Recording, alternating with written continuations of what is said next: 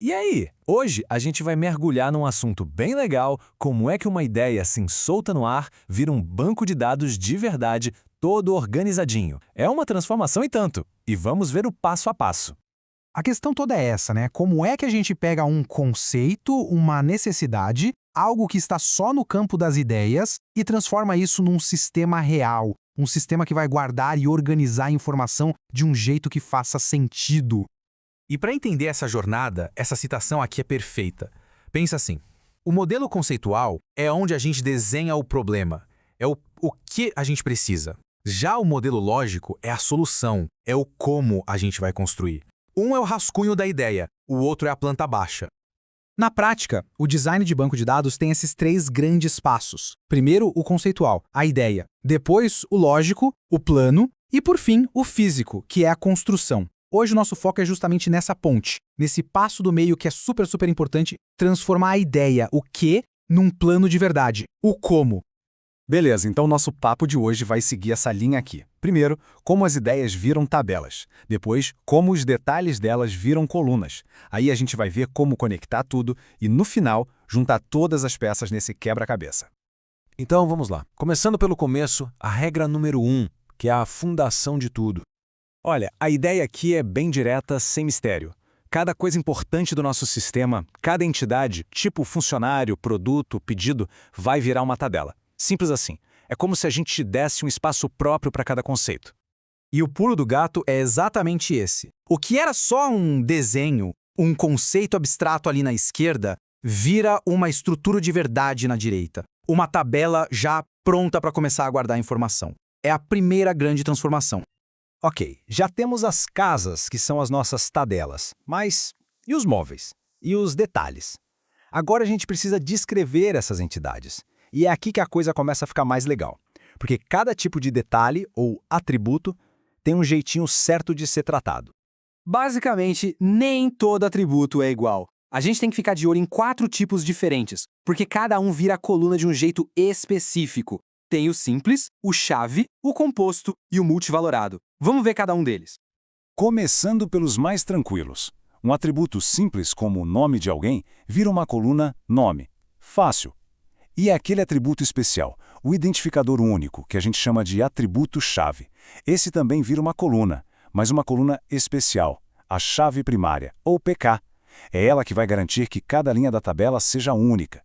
Agora, e quando um atributo é, digamos, montado, tipo um endereço que tem rua, cidade e CEP, a gente não cria uma coluna única endereço.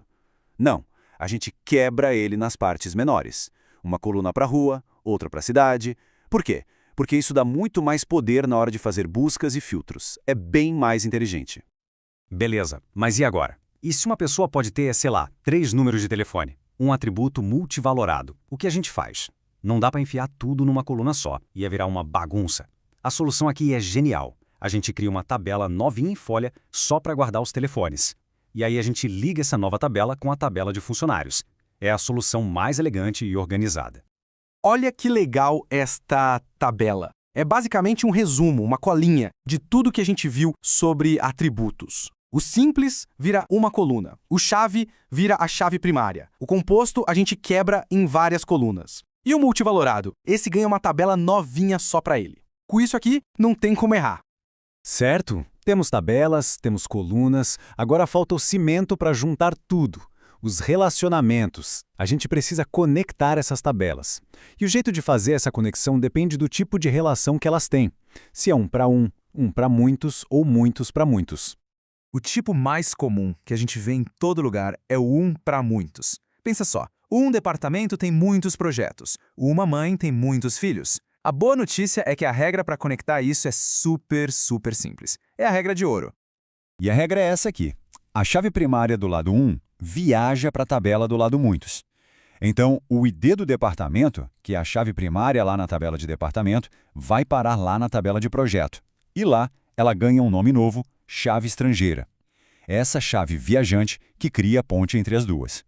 Tá, mas e quando a coisa complica? Tipo, muitos funcionários podem trabalhar em muitos projetos. Um funcionário pode estar em vários projetos, e um projeto pode ter vários funcionários. Como a gente conecta isso? Não dá para simplesmente mandar a chave de um lado para o outro. A solução é criar uma terceira tabela, uma tabela ponte no meio do caminho. Ela vai ter só duas colunas importantes, o ID do funcionário e o ID do projeto. Cada linha dessa tabela é uma ligação. Esse funcionário trabalha nesse projeto. Genial, né? Pronto. A gente já viu as 3 regras principais. O que fazer com as entidades, o que fazer com os atributos e o que fazer com os relacionamentos. Agora, vamos juntar tudo e ver a mágica acontecer. Ver como aquele nosso rascunho inicial se transforma no plano final. Olha só que incrível. Na esquerda, a gente tem o antes, o modelo conceitual. É a bagunça organizada, a ideia. Na direita, o depois, o modelo lógico. É o plano de construção. Tudo estruturado, com tabelas, chaves primárias, chaves estrangeiras, tudo conectado. É a prova de que, seguindo as regras, a gente transforma uma ideia num projeto de verdade. Então, para fechar e guardar na cabeça, qual é o segredo? São 3 passos. Primeiro, toda entidade vira uma tabela. Segundo, todo atributo vira uma coluna, mas tem que ver o tipo dele para saber como. E terceiro, os relacionamentos a gente resolve usando chaves estrangeiras ou, nos casos mais complexos, criando uma tabela ponte. É isso. Esse é o mapa do tesouro. E com esse plano lógico prontinho, o que acontece agora? Bom, agora a gente tem a planta baixa completa do nosso prédio. O próximo passo é pegar essa planta e construir. É o que a gente chama de modelo físico. É pegar esse projeto e implementar ele num sistema de banco de dados de verdade, seja um MySQL, um Postgres, o que for. É a hora de transformar o plano em realidade.